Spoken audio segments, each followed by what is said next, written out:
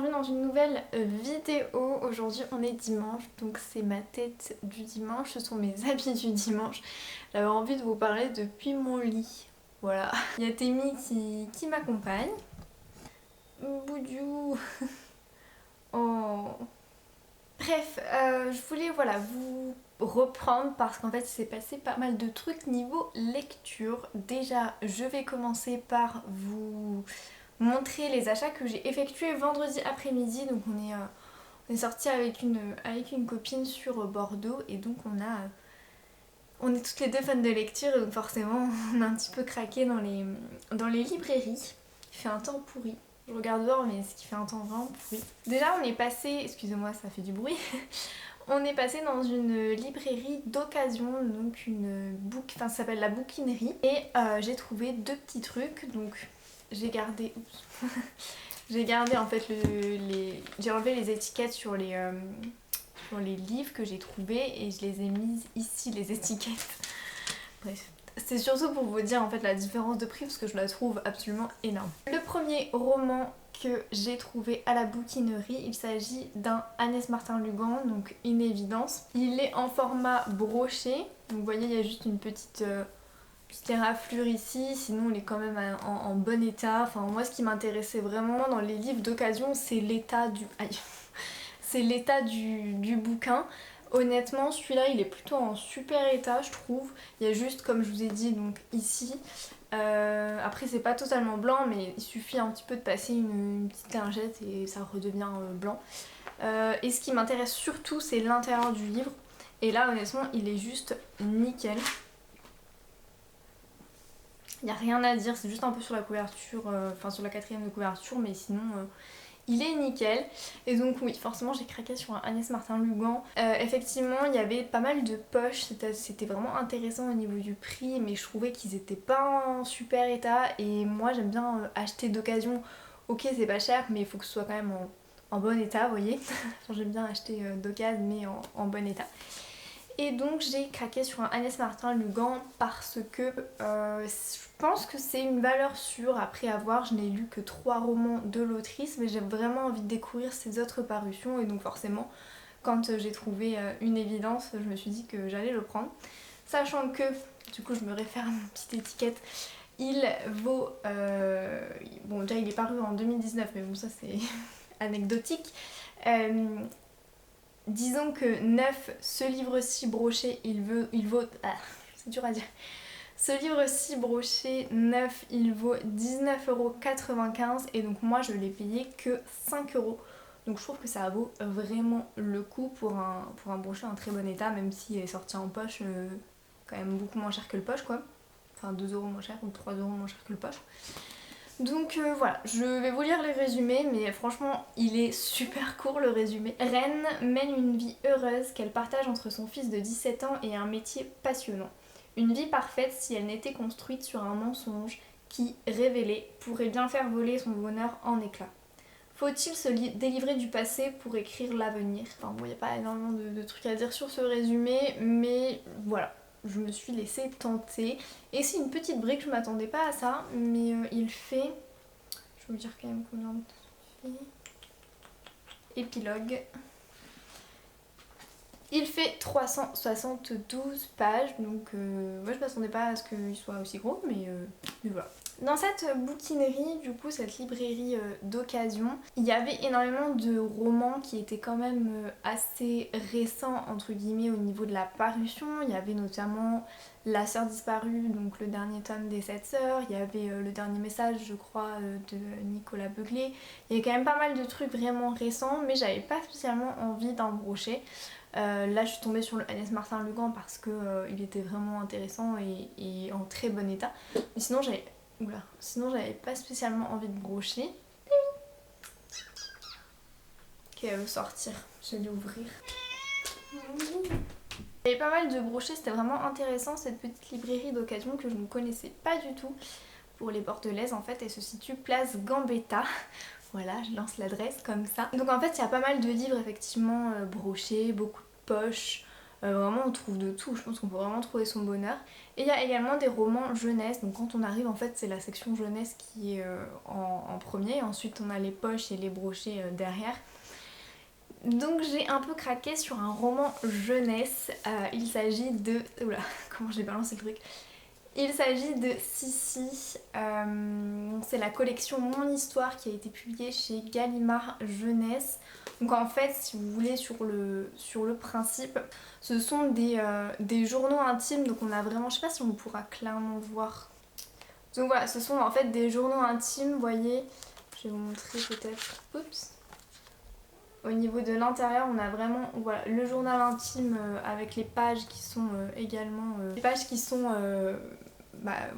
travaillées à la manière d'un journal intime. Et donc on suit le journal donc là, de Sissi, qui est donc l'impératrice d'Autriche, future en tout cas impératrice d'Autriche, parce qu'en fait on a les dates du journal intime, c'est de 1853 à 1855. Quand j'étais plus jeune, je collectionnais en fait ces livres-là, enfin cette collection de livres-là. Ce sont pas vraiment des romans du coup, même si on a une vraie histoire derrière et en fait, chaque journal intime retrace l'histoire d'une jeune fille au cours de l'histoire, donc l'histoire avec un grand H. On peut avoir par exemple des reines, là c'est la future impératrice, mais on a des reines, mais on a aussi voilà, des filles citoyennes lambda en fait, si vous voulez, au cours de l'histoire. Et donc c'est hyper intéressant, c'est une collection que j'adorais étant petite. Et donc forcément quand je l'ai vu, il était à... Je reprends sur mon truc. Il était à 3 € au lieu de 9,99 €. Voilà, je me suis dit que j'allais le prendre et retomber en enfance. Surtout que du coup la personne avec qui j'étais m'a dit qu'elle avait grave adoré. Donc voilà, je pense que ça va se lire vite quand même. Il a l'air ils sont assez courts en général hein, ce genre de livre. On a une petite explication sur...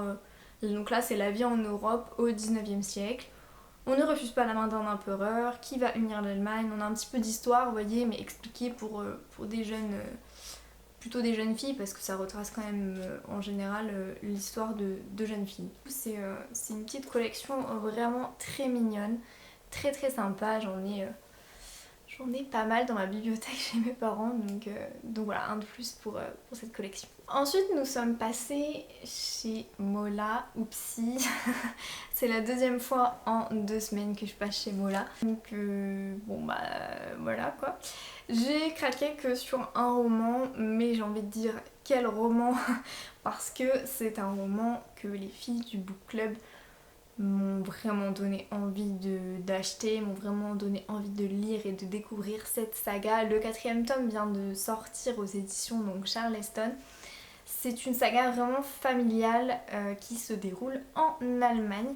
Donc je ne vais pas vous faire languir plus longtemps, il s'agit de La Villa aux étoffes de Anne Jacobs, c'est mieux. Et donc j'ai pris la version brochée, la version publiée aux éditions Charleston, parce que je déteste la couverture du poche. Voilà, je vous la mets ici.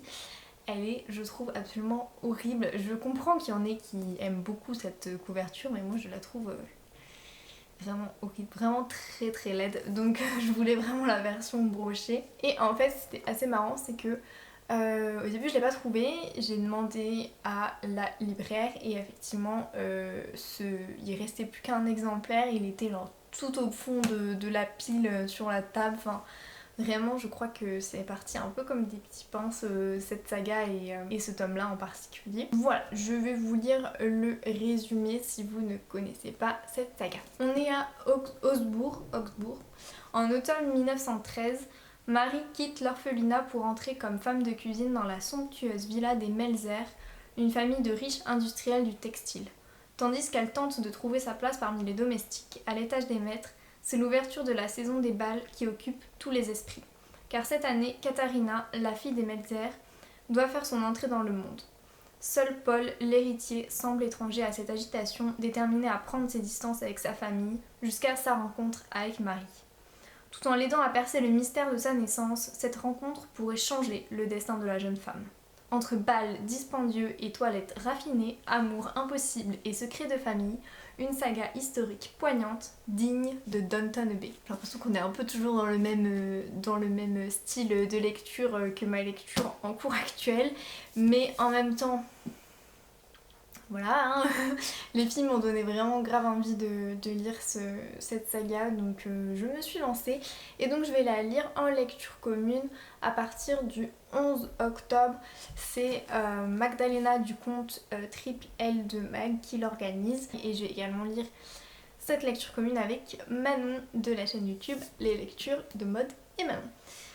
Voilà, bah écoutez, je suis ravie en tout cas d'avoir trouvé un brochet, je trouve que cette couverture est magnifique, je me répète un petit peu, c'est une énorme brique par contre, je m'attendais pas à ça du tout. Je savais que le dernier tome et les derniers ils étaient quand même gros, mais là c'est quand même fat. 596 pages, on dirait pas, j'ai l'impression que ça en fait plus, mais non, il fait que 595 pages, 96 pages. Donc voilà.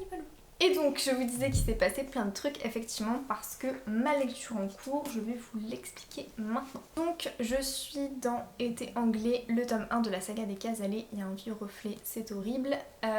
Bref, je vous disais dans mon dernier vlog que j'accrochais pas du tout, c'était lent, il se passait rien.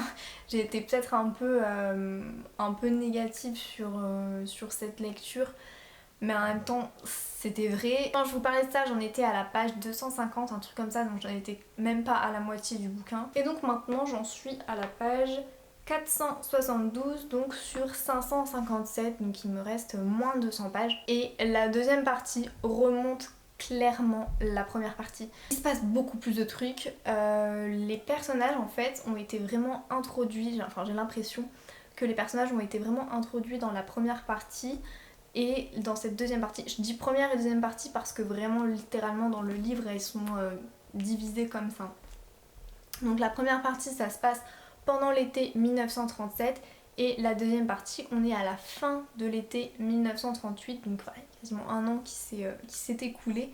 Mais vraiment on est à la fin de l'été, on est au mois de septembre il me semble, début septembre, un truc comme ça. Dans la première partie j'ai l'impression que l'autrice a vraiment introduit ces personnages et dans la deuxième elle les a approfondis, ou du moins les personnages se sont vraiment rendus compte de leurs désirs profonds, de leur quête d'identité, de soi, etc.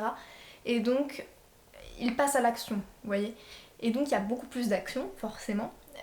C'est plus fourni, ça crée, il y a des conséquences à ces actions, c'est que ça crée des secrets de famille, ça crée des tensions, des disputes, mais aussi voilà, des amitiés et des amours nouveaux. Donc c'est hyper intéressant. Après il se passe pas non plus 40 millions de trucs, mais déjà il y a une dynamique je trouve qui est complètement différente de la première partie. Il y a plus d'action, c'est plus intéressant aussi au niveau du contexte historique, parce que donc on sent qu'il va y avoir une guerre, on ne sait pas quand elle arrive, il y a une tension, vous voyez, une ambiance assez tendue qui fait qu'on se dit qu'est-ce qui va se passer, donc chacun agit en conséquence et donc chacun a ses propres angoisses personnelles par rapport à cette situation. D'ailleurs il l'appelle dans le roman la situation avec un grand S majuscule pour parler justement du fait qu'il va y avoir probablement une guerre, mais quand ils savent pas. Donc comme toujours on suit vraiment beaucoup de personnages, c'est pour ça que c'est hyper général, hyper vague ce que je dis, et je pense que si on n'a pas lu c'est difficile de vraiment se rendre compte du truc quoi. Mais c'est super, enfin je trouve voilà, cette deuxième partie relève un peu le niveau, relève beaucoup même le niveau, et c'est beaucoup plus intéressant. En fait hier j'ai bouffé 100 pages, je crois, 150 pages, un truc comme ça. Donc pour vous dire à quel point j'étais vraiment dans ma lecture, j'étais vraiment à fond, et là j'ai vraiment aussi envie de la terminer.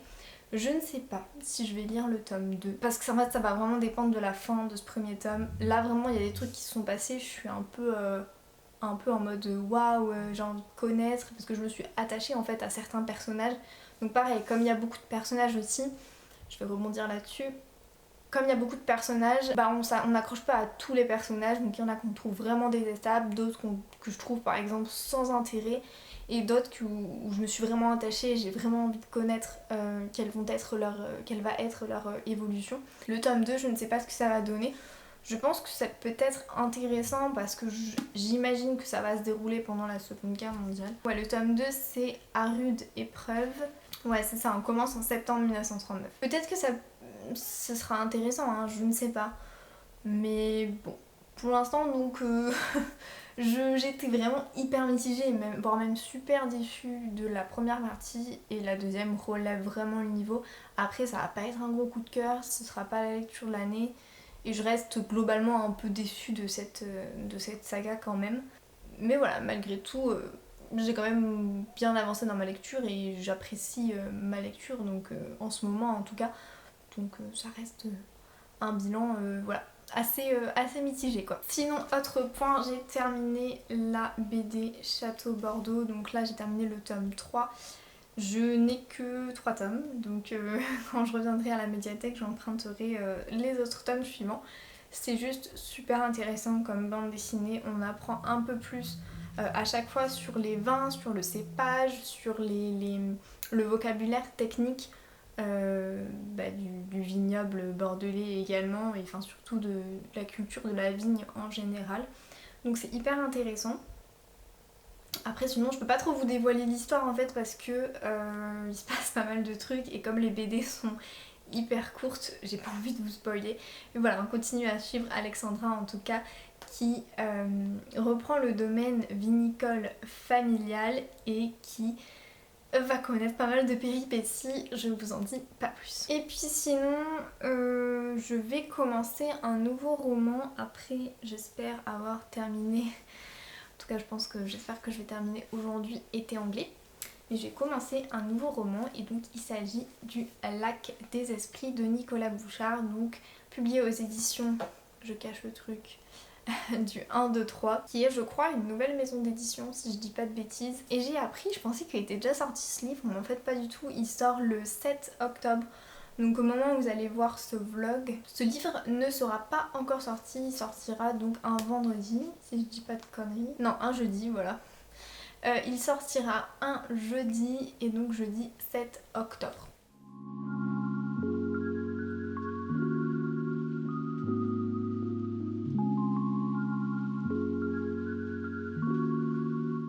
Et rebonjour, je vous reprends, on est mercredi et je viens vous parler pour une nouvelle lecture dont j'ai commencé il y a quelques jours, enfin j'ai commencé dimanche mais j'ai pas beaucoup avancé dans ma lecture. Donc je suis à la page 130 du Lac des Esprits, donc de Nicolas Bouchard. J'ai terminé Été anglais et effectivement mon avis n'a pas réellement changé, donc je me vois pas vous en reparler. Je préfère vous parler de ma lecture en cours depuis dimanche. Donc voilà, j'avance toujours à la vitesse d'un escargot en ce moment. J'ai plein de trucs à faire, plein de trucs à prévoir parce qu'on part du coup ce week-end à Lisbonne. Et il y a des petits trucs qu'il faut prévoir, anticiper, organiser, bref. Ce livre-là, je vous en avais parlé dans un vlog, je l'ai reçu lors d'une masse critique Babelio. Donc c'est publié aux éditions du 1, 2, 3, donc c'est Le Lac des Esprits de Nicolas Bouchard. Le résumé est genre juste super long, donc j'ai un peu la flemme de le lire. Ce que je peux vous expliquer du coup de cette lecture, c'est qu'on suit du coup une cantatrice italienne qui a perdu sa voix. Ça fait quelques années maintenant et elle cherche pas mal de remèdes pour essayer de retrouver sa voix. Son but c'est vraiment de retrouver sa voix. Et donc elle va tester, elle va faire plein de médecins, de docteurs, un peu tous des charlatans. Elle rencontre une médium qui s'appelle Charlotte. Donc elle, cette médium, en fait, dès qu'elle se met en condition, elle a des visions et elle voit des défunts qui sont raccrochés à des êtres humains. Je sais pas si c'est très clair. Mais bref, elle est médium, donc elle voit les esprits autour des êtres humains. Et donc elles vont se lier d'amitié, si je puis dire, je vous spoil pas, mais voilà, d'amitié entre guillemets au début du roman. Et en fait elles vont assister à une conférence par conférence effectuée par le docteur de Rhodes, qui en fait prépare lui une expédition, donc en fait j'ai la carte, vous voyez, des États-Unis, donc une expédition aux États-Unis, et c'est dans l'Oregon, voilà. Une expédition dans l'Oregon, donc pour aller voir, comme c'est indiqué sur cette couverture, mais également dans le titre, un lac qui aurait en fait une eau miraculeuse, un peu thérapeutique, il explique. Donc lui, il est fervent de l'homéopathie, et donc forcément ça va un petit peu ensemble, vous voyez, l'eau thérapeutique qui pourrait être un peu miraculeuse, qui pourrait guérir pas mal de maladies, etc. Donc c'est un peu voilà, une utopie, enfin je sais pas si on peut appeler ça une utopie, mais c'est un idéal qu'ils cherchent tous à atteindre, parce qu'en fait il embarque dans cette expédition pas mal de personnes qui sont curieux, intéressés, qui eux aussi ont envie de découvrir ce lac et surtout cette eau en fait miraculeuse. Je ne sais pas encore pourquoi c'est le lac des esprits, je pense que voilà, je suis pas encore arrivée à ce niveau-là. Et donc ils partent en expédition, il est question également du coup de plein de personnages différents parce qu'ils sont beaucoup à partir sur le navire et ils vont faire voilà, tout un périple, il va leur arriver quelques trucs. Là j'en suis au moment où ils arrivent à New York, donc faut qu'ils traversent après au niveau de l'Oregon. Attendez, je vous montre la carte. Donc je pense qu'il va se passer encore plein de trucs, à mon avis il y a plein de rebondissements, de péripéties. Il faut qu'ils traversent après de l'autre côté quoi. Ils sont arrivés à New York, il faut qu'ils traversent tous les États-Unis pour arriver au lac. Je vous en dis pas plus, mais en fait il est question voilà, de cette expédition et de cette eau miraculeuse et de cette utopie. Il est question également de créer une cité idéale là-bas, sur place. Un peu un truc, vous voyez, un peu sectaire, mais on n'en sait pas plus que ça pour l'instant. Donc voilà, le résumé est quand même, vous voyez, hein, est quand même chargé et il donne énormément d'informations. À mon sens, il en donne peut-être un peu trop. Ça gâche un peu la surprise lors de la lecture, mais bon. Donc j'ai essayé de vous résumer en vous expliquant rapidement. Et donc, au niveau de mon avis, pour l'instant, à 130 pages sur 513, je suis vraiment mitigée. J'ai l'impression qu'au niveau de la plume et surtout... Enfin, c'est plus la plume que le récit, mais ça part un peu dans tous les sens, vous voyez, c'est un peu brouillon. Par exemple, en fait, quand ils arrivent à New York, voilà, ils sont obligés d'être en quarantaine. Ça, c'est noté normalement dans le 4e de couverture, je crois. Ouais, c'est ça. C'est noté dans le récit, dans la 4e de couverture, donc je vous spoil absolument rien. Et bref, ils arrivent en quarantaine à New York et ça se passe très très vite. Genre la quarantaine, là, elle est déjà finie, elle a duré 5-6 pages. C'est vraiment super bizarre, alors que pourtant ça aurait pu être un événement vraiment intéressant à raconter et intéressant à narrer en fait. Et au final, il se passe pendant cette quarantaine, voilà, on sait qu'il y a des personnes qui du coup sont atteintes de maladies vraiment graves comme le typhus. Et en fait, il y a des personnes qui meurent, logique parce qu'ils sont malades. Il y a des personnes qui meurent parce qu'ils sont atteints de certaines maladies pendant donc, cette quarantaine à New York. Et en fait, on fait pas vraiment état. Voilà, on sait qu'il y en a certains qui ne survivent pas. Il n'y a pas vraiment de nom, c'est écrit en 3 lignes vite fait, voilà. Enfin, c'est un peu. Alors, je pense que mon exemple était super mal, mais. Mais voilà, vous avez compris que c'était quand même un petit peu brouillon au niveau de la plume, ça part dans tous les sens, il y a plein de sujets qui sont abordés. Il y a notamment, il y a toute une ribambelle d'artistes qui part en expédition avec le docteur de Rhodes et le baron, je sais plus qui, Gilbert je crois. Et donc ça aurait pu être vraiment... Enfin, en gros, vu qu'il y a pas mal d'artistes, si vous voulez, notamment des philosophes, des poètes, des musiciens, des artistes peintres, etc. On a l'impression vraiment que l'auteur a voulu tout décrire. Tout, il veut vraiment en fait s'attarder sur chaque personnage et... C'est vrai que vous n'avez pas dit bonjour. Non mais... Bonjour. Oui. je reprends après l'intermède Auguste. On a l'impression en fait que l'auteur a envie de parler de tout, il a envie de parler des poètes, il a envie de parler des musiciens, et donc il s'attarde un petit peu sur chacun. Ça crée pas des longueurs, mais disons que pour moi ça m'empêche vraiment de m'attacher à un personnage en particulier. Je les trouve sincèrement tous hyper attachants parce qu'ils ont tous une singularité, une particularité vraiment chouette. Mais à part ça, j'ai vraiment envie de m'intéresser en fait pour moi à ce qu'ils sont, je sais pas si ça se dit, aux personnages principaux qui sont Dorilla et Charlotte, donc respectivement la cantatrice italienne qui a perdu sa voix et Charlotte qui est la médium. J'ai vraiment envie de m'attacher à elle parce que au tout début c'est elle que j'ai suivi, elles deux, et du coup j'ai vraiment envie de continuer à les suivre. Mais par exemple, là vous voyez, j'ai vraiment envie de m'attacher à elle, mais pendant la quarantaine à New York, on n'en parle pas. Genre, on sait qu'elles sont avec tout le monde et qu'elles sont en quarantaine à New York, mais par exemple, l'auteur ne s'attarde pas sur elle, il a envie plutôt de s'attarder sur des musiciens.